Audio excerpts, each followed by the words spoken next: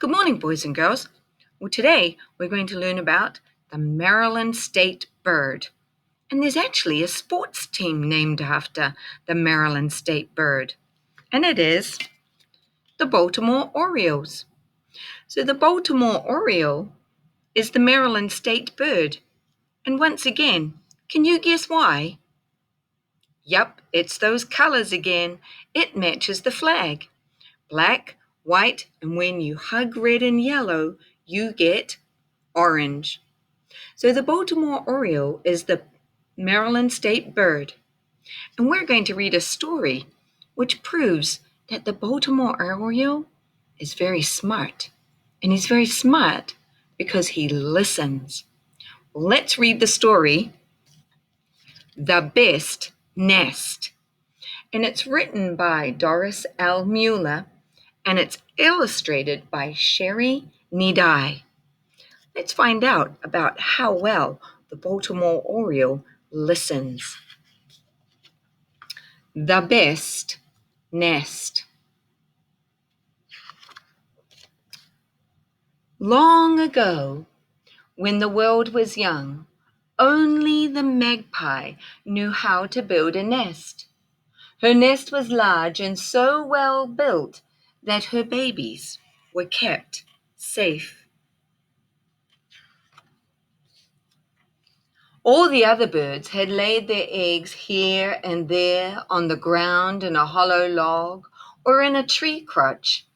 Their eggs were often stolen or lost, and the baby bird that did hatch were not safe from enemies. Poor baby birds. This made the other mother birds very sad.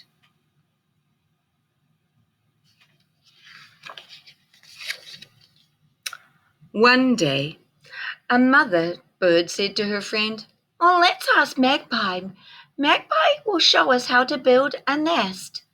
So off they went to the magpie and said, "We know how clever you are and that you have a strong nest to hold your eggs and protect your babies. We want to learn how to build a nest just like yours. Then our eggs and chicks will be safe too.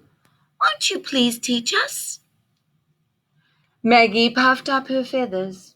"I'll be glad to." At once she flew about busily collecting materials. Twittering and chirping, the other birds arranged themselves on the ground so that they could see and hear. That's just like we do when we sit on the rug to listen for directions. We arrange ourselves so that we can sit and hear and see and listen. Maggie the magpie perched herself on a grassy mound and carefully smoothed the feathers on her long, beautiful tail. She waited until the birds had stopped their chattering. Oh, that's like when we ask you guys to stop talking so that everyone can hear the directions. "First of all," she began, "you must find a hollow space that is the right size." "Oh, a hollow space! That's easy," exclaimed the killdeer, lifting its head to show the sparkling black and white collar. And away it went. And the killdeer, to this day, still lays its eggs in a hollow space on the ground. Did the killdeer listen to all of the directions or just the first direction? Yeah, just the first one.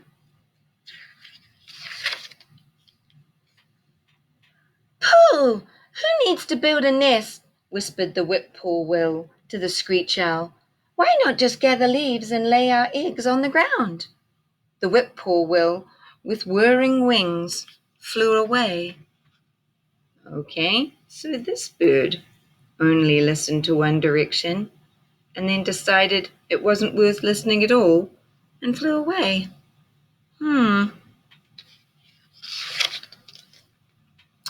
The screech owl nodded wisely. Who indeed? Oh, we can just use holes in the trees."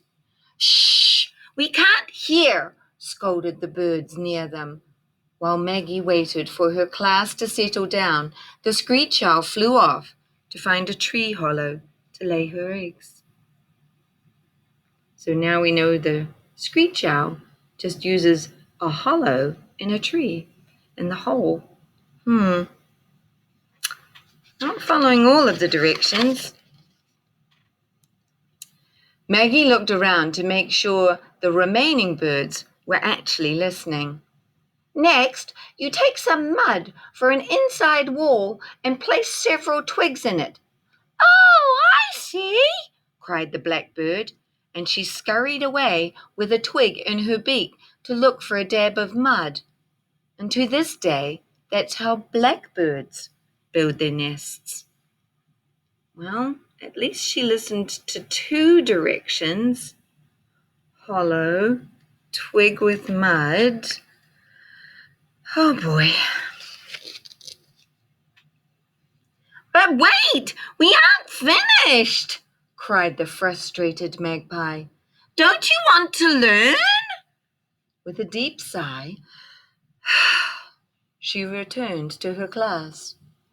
Then you make an outer wall of weeds or coarse grass. The starling flapped her wings excitedly. I can do that! I can do that! And away she flew to make a sloppy, messy nest.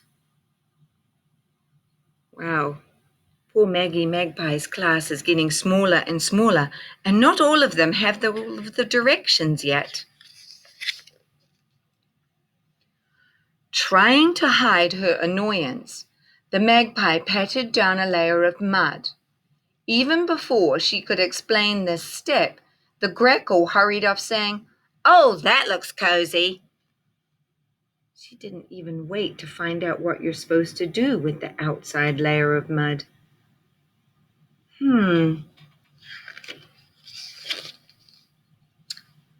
Magpie reminded her, "You must weave in more twigs or sticks to make sure the nest is strong."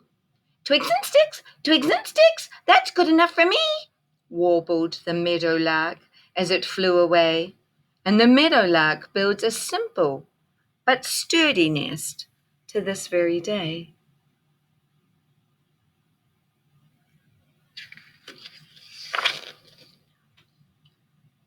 Magpie took some feathers to use as a lining. "This will make your nest nice and cozy." "Oh, yes," nodded the robin. "That's perfect," as she flicked her tail and flew off to build her nest. Well, at least she got more directions than the other birds. Still doesn't have all of them, but her nest looks somewhat sturdy.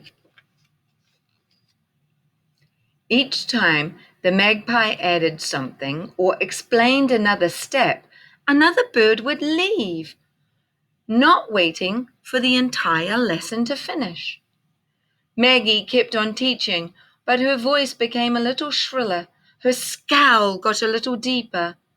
Finally, she stopped to see if anyone had questions, but only 2 birds were left, the oriole and the silly dove, who hadn't been listening at all. The dove cooed softly, "Take 2, take 2, take 2." The magpie laid a twig in place and said, No, 1 twig is enough." But the dove kept repeating, "Take 2, take 2, take 2." "I told you 1 is enough," screeched Maggie the magpie. The dove flapped her wings noisily and glided away, murmuring softly, "Take 2, take 2." Oh boy, that dove didn't listen to anything, just took 2 sticks and wove them around, took 2 more and wove them around. Her nest looks very different than what the teacher is explaining, but at least the oriole is listening.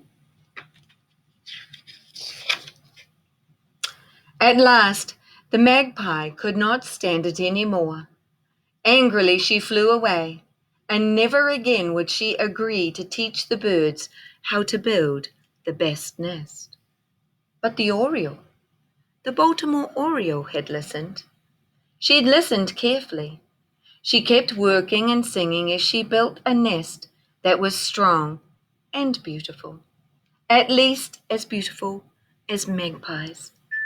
And now you know why each bird builds its nest differently from every other bird.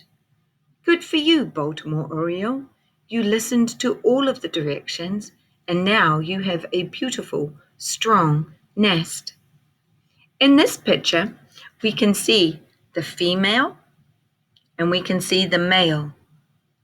We can see that the female still has those colors, the black, the white, and the orange, but they're not as bright as the males.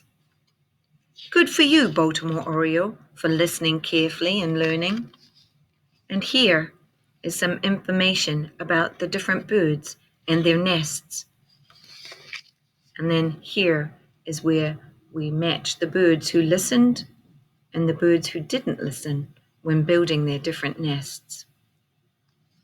Well, my friends, I hope you are a good listener and follow all the directions. Scroll on down and find out what your assignment is today. Wonder if it has anything to do with listening.